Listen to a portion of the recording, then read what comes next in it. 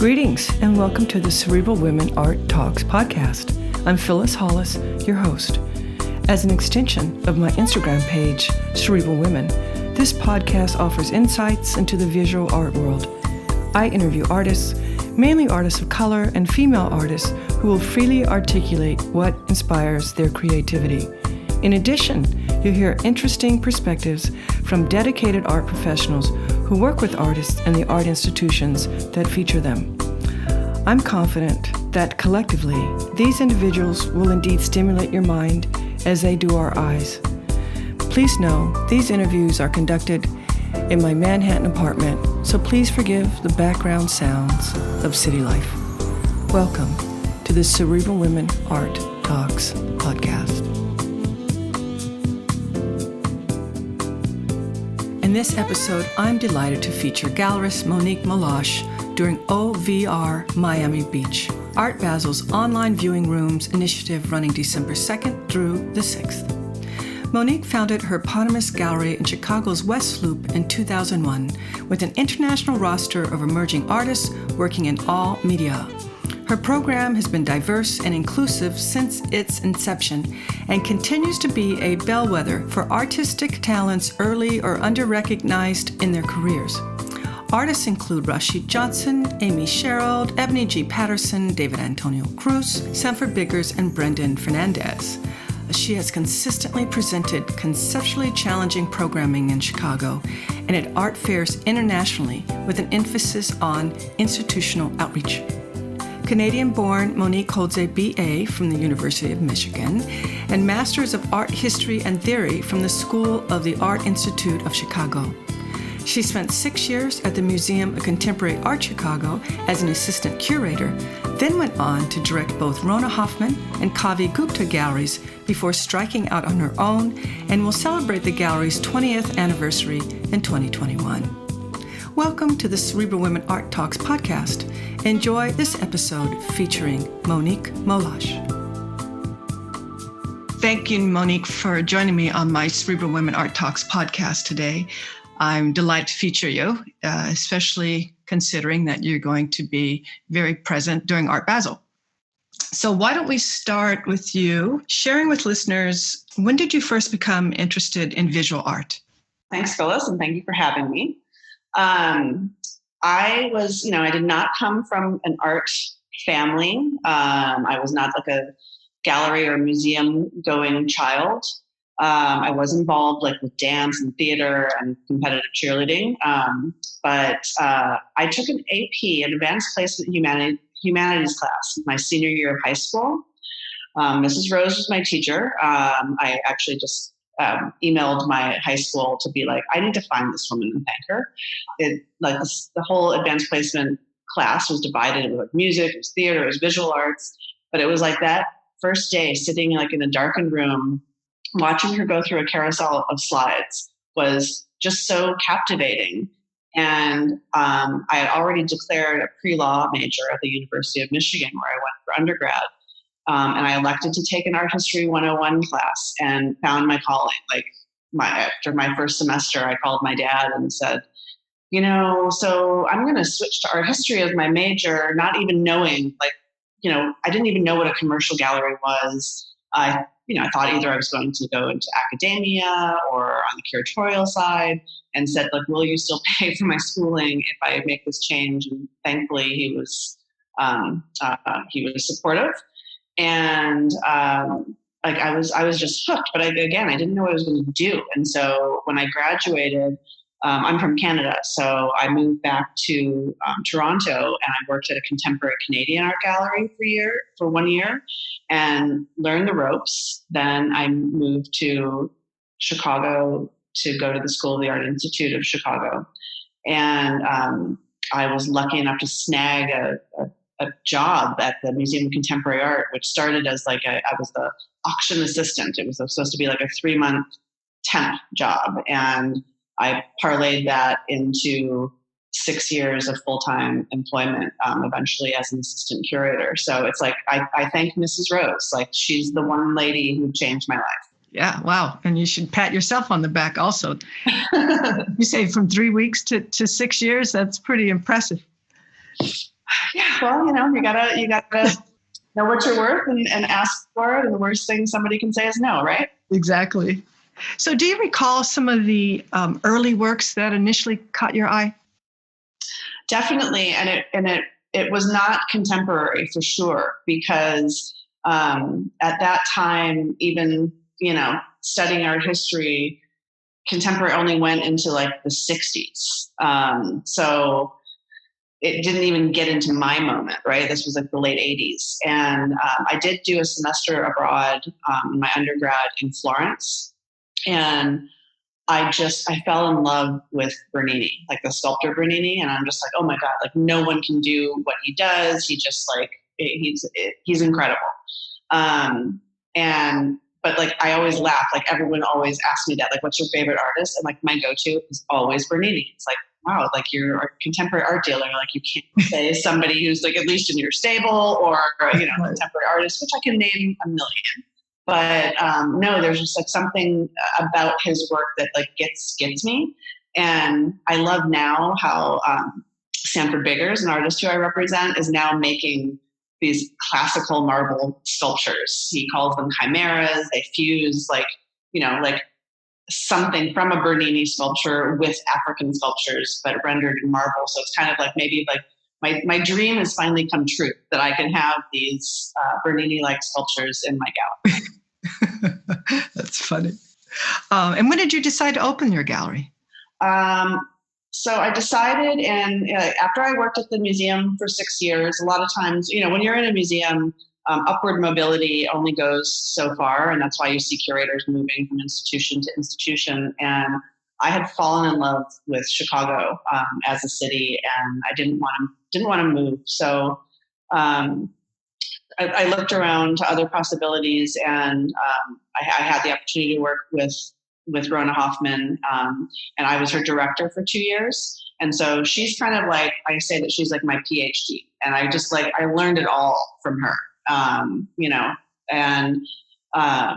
worked for her for 2 years. And then Kavi Gupta hired me to be his director. And I was given much more kind of artistic control with his program, because he was developing a new building and a new gallery space. So once the building got built and he reopened up, he was kind of just like, okay, well, like now I'm going to take control back. And I was like, oh, well, maybe not, or not, maybe not. Of course he was, but I'm kind of like, maybe it's time for me to put my name on the door and make all of the decisions. So that was in 2000. And I opened the gallery in my home. Like I said, I worked for Kavi until like June of 2000. And I'm like, okay, I'm just looking for spaces, doing whatever. I'd just gotten married in 1999. Like it was just like crazy. And we had a new home, and it wasn't fully furnished.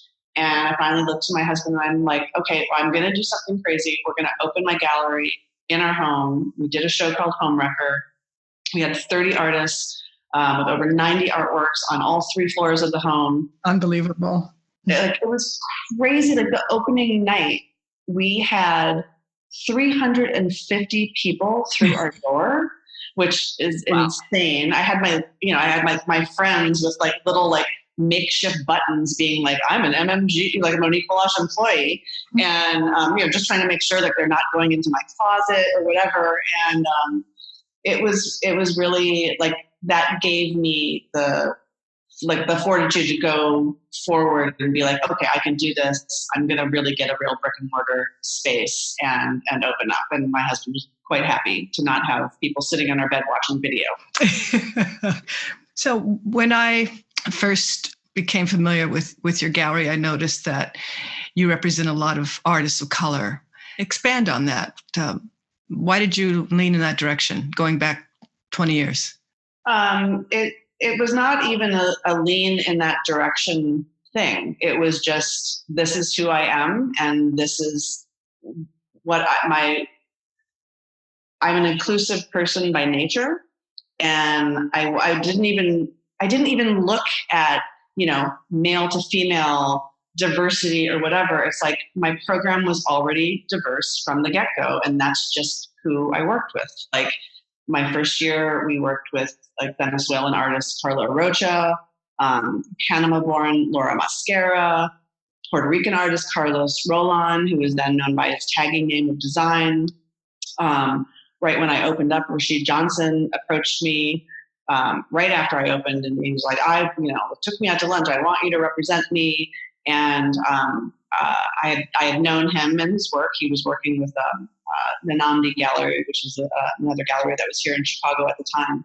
And I agreed, with him, like, yes, I would love to represent you, but you have to go to grad school. And so that was in 2001. He started his MFA then at the School of the Art Institute of Chicago. And then in 2003, we made his first solo exhibition. So it's, it's never been a question. Like if you just go back through the history of the gallery and it's like, it's just there. So you not only show an artist's work, you also advise them?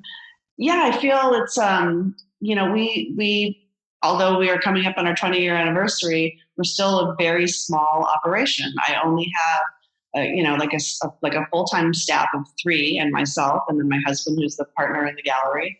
And, we take representation very seriously. And a lot of our artists, we're working with them at the very beginning of their career where they're super green and they don't know anything. And we're like, trying to like put it all out for them. Like, here's the plan that we have for you, right? Like we want you to go from your like first show to your work being cared for in institutions. Like that's the artists that I want to work for who have that same vision. We're quite good friends with, with all of our artists. And I love that also that my artists get to be friends with each other who like didn't even know each other. Like I've had, artists who did not know each other who then eventually stood up for each other in their weddings, which is so cool. And, like my husband, who's very financially savvy and comes from the real estate world, but is very, very astute art collector.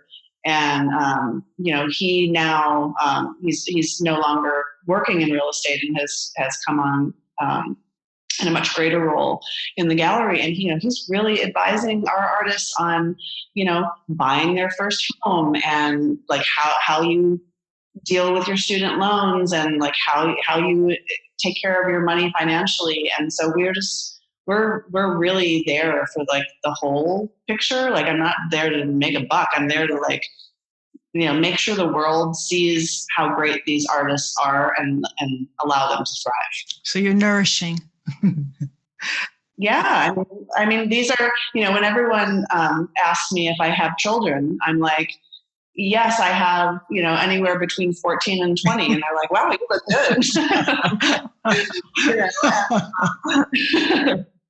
But, it's like they're, even if some of my artists are similar age to me, like I'm the den mother and I'm looking out for them. And if they're feeling low, they like, call me for, like a little, boost or something. Like I'm there to be your psychiatrist. Well, not psychiatrist, but like, I don't know, lend a hand when I can. Yeah, a mentor.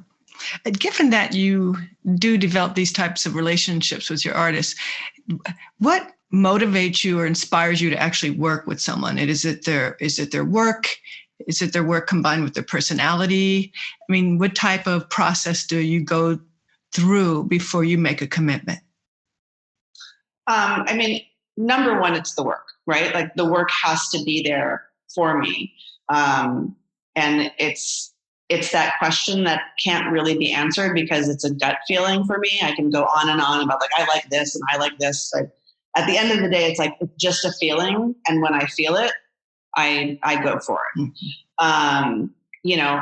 Artists, their personalities are normally their work, right? And then some of them are bombastic. Some of them are a little more subdued. But I'm only going to work with somebody who I really can get along with, and we can make this a beneficial partnership, right? This is like a no asshole situation. And, like there are some artists whose work I admire that I'm like, I'm never going to work with them. I just can't. It's just too much work. And like, when the partnership works well, you work well together, right? Like I work really hard for my artists, and I'm like, here's what I do. Like I provide you a show. I take you to art fairs. I, promote you to curators. I do this, that, and the other. And then you, in turn, you make your work and you give me work, and you, come and support things. And then what the goodness that happens to any one of my artists shines back on the other artists. So it becomes this real family situation. And, I don't know, like I have been asked many times, like, oh, you're doing so well. Like, are you going to branch out and have another location, in another city or whatever? And I'm like, no, I love Chicago. I love where I'm at. I got a terrific space, and, we're completely global. And right now we're completely, almost completely virtual. And, it's just like, I still want to, I want to keep doing what I've always done. And it's always still going, I want to work with an artist for a very long period of time and not always have them like scooped up by a bigger gallery. And many of my, there's many of my artists who have gone on, but also still stay with us. But that allows me to open up and be like, all right, well, who's this young artist who then I can like share this knowledge with and bring them out into the world. Yeah, nice. How do you feel artists are handling the situation we're in with COVID? It's been a very mixed thing. Obviously, everybody's affected. The majority of my artists had no access to their studios for several months. So that was a big deal. And, anything that they were working toward got postponed. I'm very fortunate. Nothing for any of my artists actually got canceled. But they all had things to work toward. So like someone like, Nate Young was the artist we were supposed to open with in March, right? When everything closed down. That was supposed to be our opening date. And he also had a solo exhibition here in Chicago at the Driehaus Museum that was going to open at the same time. So Driehaus definitely couldn't open. That finally opened in September. But we were nimble enough to be like, all right, here we are here in Chicago. And, I know how to use a drill. I know how to hang art. And so like my husband and I were like, we're going to be the crew. And Nate rented a van and he brought his stuff in and we hung his show, and we knew no one could come in, but we were like, okay, our photographer, we found out actually had video equipment. So we asked him if he could do like a little short video, and he created the most beautiful 3 or 4 minute video that we shared with everybody that really, really showed the exhibition, which was so esoteric. It was interactive sculptures that had motion sensors. So there's absolutely no way you could just send a JPEG like that. And I will say, like, now our photographer, I know Robert Chase Heisman, he's now like making videos for every gallery in the city. Like that's like the silver lining of this. We all realize that all of our shows should not just be photographed, but we should have a video walkthrough, because no matter what, even when COVID ends, which it will eventually, like having that video component is just really a compelling thing to be able to show, someone across the globe what is going on here. Okay, social media is so kind to the art world. It is. There's just so much more you can experience in a period like this. Do you think you'll see artists in their work? Do you feel that their theme or the feel of their work will be impacted by the lockdown? There's some yes, some no, right? Like, Ebony G. Patterson, she was out of her studio and she had to work from home. So she all of a sudden, was working on a very, very smaller scale, but still working out the same themes and using the same materials, but like on a very, very truncated scale for an artist who actually, like 9 feet tall is normally her minimum. And these were 40 by 30 inches. So like that was one thing. But then other artists were kind of like reevaluating something of what they're doing and you know, kind of going down another avenue. I think like Rashid Johnson, like he was already making this Anxious Men series, but he was, you know, like bunkered in his home in the Hamptons and made a makeshift studio in his basement and started making these, like, you know, like really aggressive red oil stick paintings that were, you know, clearly it was like urgent, like ring the alarm, like this is like shit is happening, this is real, we're like, I can't get out. And so you know, it's a combination of the both. And I think the Museum of Contemporary Art here in Chicago just opened a show called The Long Dream, and that opened in response to what's been going on with COVID. And they had whatever exhibition that they had planned when they were going to reopen, they postponed it. And they put this really, really incredible exhibition of like more than 70 artists. We have 5 artists in the show, which I'm very thankful for.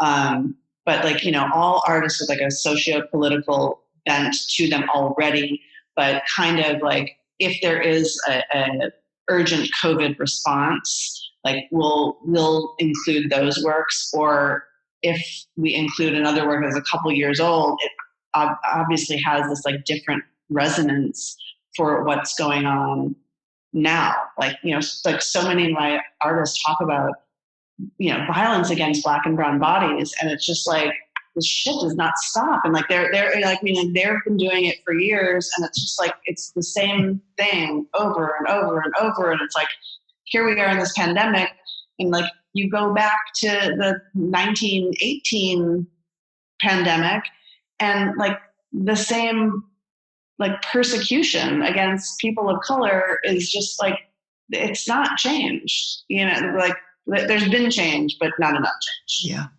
The ugly that existed then still exists today. Yeah. And just rearing its head even more, which is really, really like obviously on the minds of myself and all of my artists. So that's been like, I think that the psychological toll has probably been harder for them than maybe like the physical output.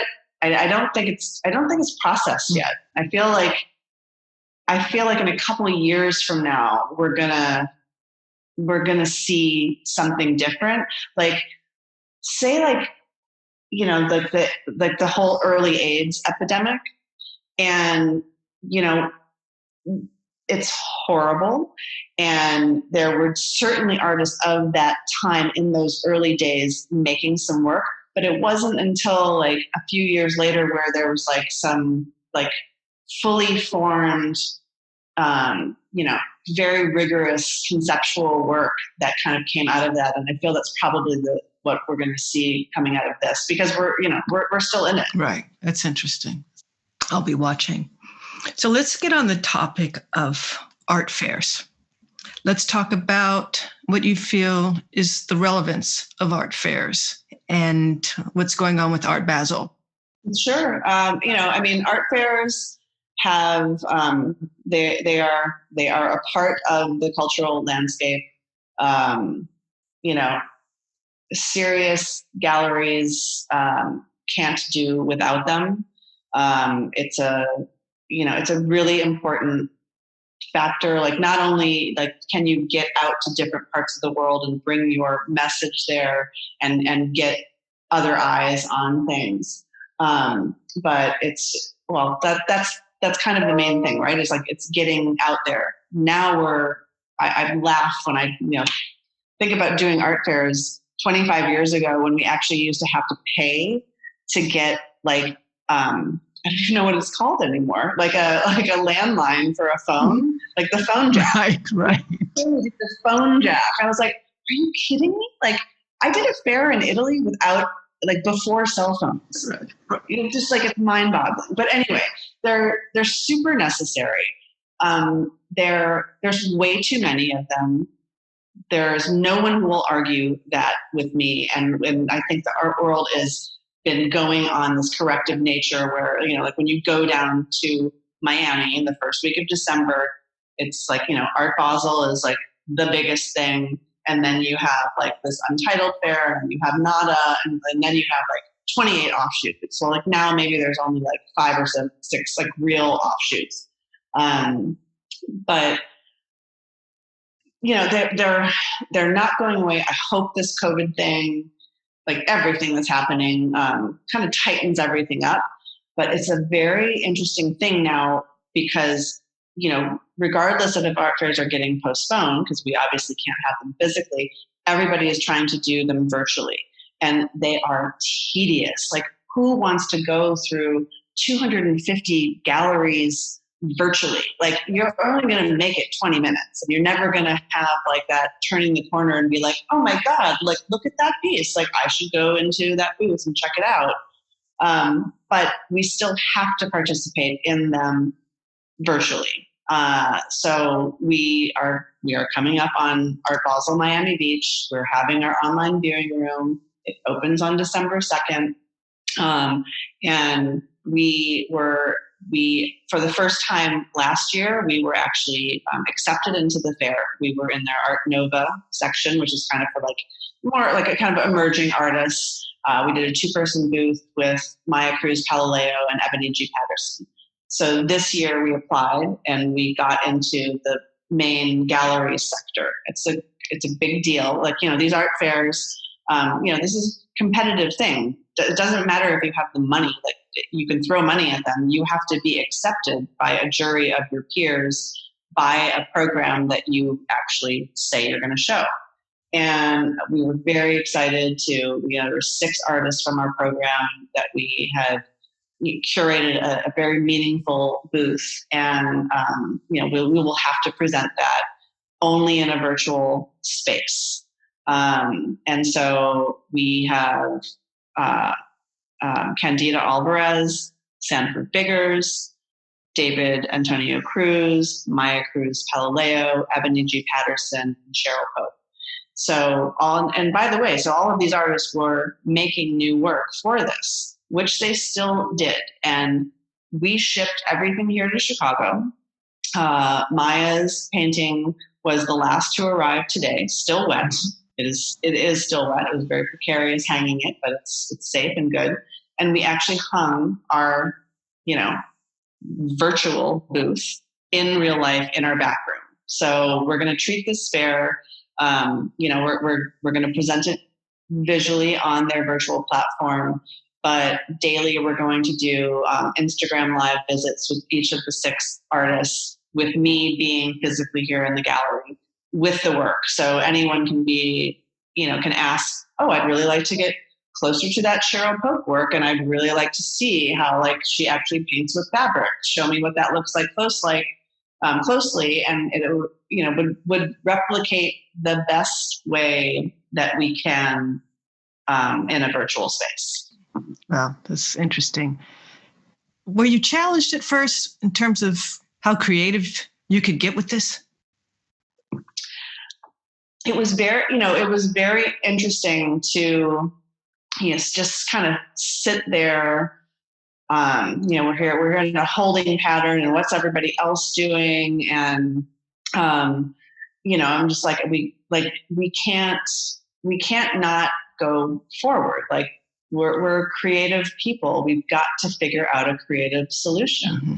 And I think it was like sitting down with Nate Young and just being like, look, we're putting on the damn show, even if it can only be shown virtually. And that was before any online viewing room was launched. And I'm not saying that like we didn't have an online viewing room. We didn't even know what that was. But to just understand the only way we could present his work was through like a short video, just really gave us hope. And we were finally able to open his show for 2 weeks for in real life viewing, which was so cool because everybody, we were by appointment only. We had like for those 2 weeks, every single day, every appointment was filled, and like every curator and museum director and collector in Chicago, like we were very fortunate that we had so much support. But everyone came in saying, we have never had so much knowledge about an exhibition before seeing it, right? Like they had seen the press release, they'd seen like the video, they had received the checklist and in advance, because, we can't hand you a press release because our hands are there and whatever. And I think there's so much interesting things like these videos and whatever else that's going to come out of this, that I'm very, very optimistic about what can happen. Yeah, and hopefully that format, will be carried forward. So it's been great talking with you, and I'm going to ask you our last question. I've learned a lot. Thank you so much with this. But where do you hope to see the art world this time next year? So in a year from now, I am really hoping in the art world that we are actually physically in Miami, participating in Art Basel in person. I think that's what we're all missing so much right now. And so I'm, hoping a real vaccine is globally available to everybody, and we can carry on.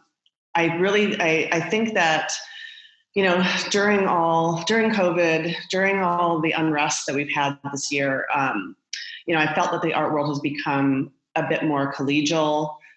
We've been kind of collaborating more with some of the other galleries that we share artists with, like really, really kind of, acknowledging that, the artist is the engine of all of these galleries. And, we're working together for a common cause. And I've seen other things like David Werner, like a mega gallery opening up their website to younger galleries, which, is sharing their platform. So I'm really hoping that these sorts of collaborations that have grown out of the adversity of this past year, that will continue to grow, and we can, from a year from now, we can kind of see what the seeds have sown. And I'm hoping in a year from now that there's even more acknowledgement of the systemic racism in our world, and not just the art world. I hope that it continues to be corrected in meaningful ways, and not just by every gallery adding an artist of color on their roster just to appear woke. For the past several years, every year you go down to Basel, you're kind of seeing in Miami, seeing the diversity of other people's programs. And so I want to continue to see that grow, but I think the institutions have a lot of work to do. And then finally, I'm hoping that the divisiveness that we have witnessed this year, from the White House down to every corner of this country, I'm hoping that the divisiveness has lessened. And I hope that people are more kind and inclusive and really willing to celebrate our differences. And, I think that's very, very hopeful. I don't know if all that can be, achieved in a 1 year's time, but that's the lens that I'm looking at. Well, it's a great lens. It's a great lens. Thank you. And thank you so much for your time. I'm delighted that I was able to feature you. And best of luck during this week. Thank you so much. It was my pleasure. And thank you so much for including me. Thank you. Take care. Thank you for listening to Cerebral Women Art Talks podcast.